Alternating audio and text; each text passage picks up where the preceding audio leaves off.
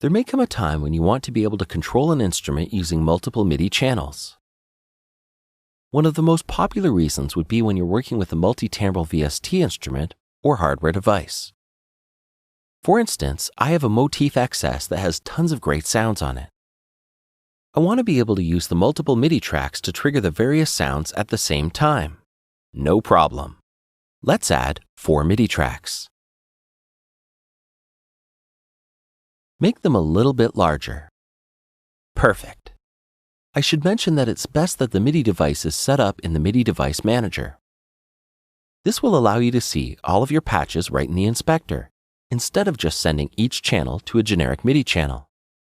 Check out Level 3 in this series if you're not sure how to do it. Now all we have to do is route each channel to the patch that we want. Easy, right? What I really want to talk about, though, is working with a multi-timbral VST instrument, because I think most people will be using a plugin instead of hardware most of the time. Let's get rid of these MIDI tracks and start again. We could, of course, create multiple instrument tracks, but then every track is going to need its own instance of the plugin, which could eat up the processor power really quick. Instead, we need to create one instrument that will be the source of all of our sounds. In order to do that, we need to use the VSTi rack. Open it up from the Devices menu. Now click on any one of the slots and add the multi-timbral instrument you want to use. Just so we don't leave anybody out, I'm going to use Halion Sonic SE because it comes free with Cubase 6. Cubase asks us if we want to create a MIDI track to be assigned to the instrument. Just hit Cancel for now. And the instrument pops up. You can see that this instrument can load up to 16 programs. You can also set the 16 individual MIDI channels for each program here. I'm just going to use 4 for this example. Feel free to use as many as you like. Select them and move the plugin to the right when you're done.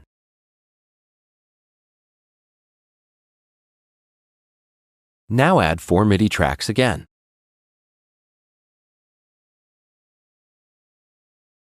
All we need to do now is select the instrument as the output channel and choose the right channel, program, or preset here.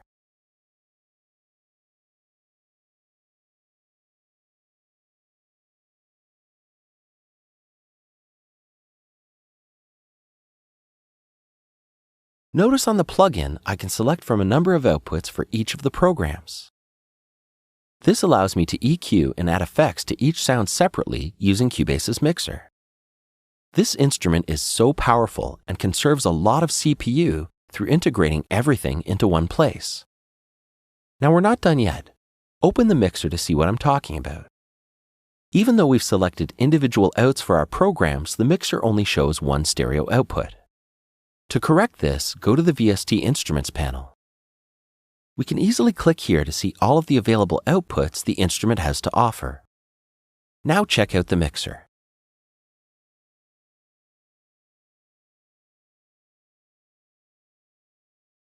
It looks a little busy, especially since we're only using 4 of these channels.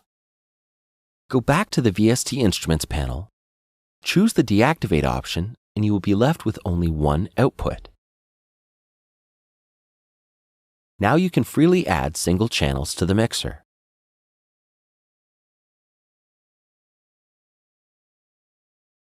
That looks much better. We have our 4 MIDI channels and our 4 instrument outputs together on the mixer. And that's all it takes to use multi-timbral instruments in Cubase.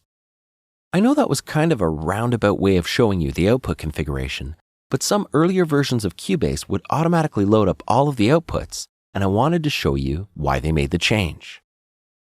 Well, congratulations, you've just completed Level 4. To keep it fresh in your mind, go over the lessons you had problems with and watch them again until you get it right. You'll be a Cubase expert in no time.